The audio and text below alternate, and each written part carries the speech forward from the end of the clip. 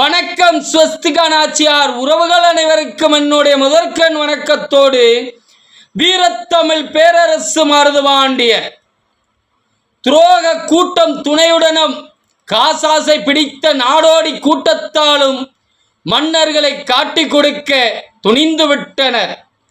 October 1801 Kalayarkoil கோட்டையும் ஏனைய கோட்டைகளும் பிடிபட்டே வெள்ளையன் கைவசமானது. கோட்டை கொத்தளங்களை கைப்பற்றியும் மன்னர்களை பிடிக்க முடியவில்லை என்று கர்சித்தான் அக்னியு.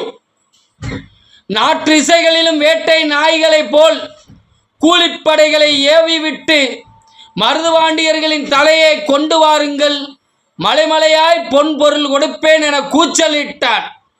தியாகமே வாடிவாய் கொண்ட தேச பக்தர்களை பிடித்து காட்டி கொடுக்க யமதூதர்களையும் துரோகம் செய்து மன்னர்களை வெள்ளையனிடம் காட்டி கொடுத்தனர். நன்றி, வணக்கம் உறவுகளே.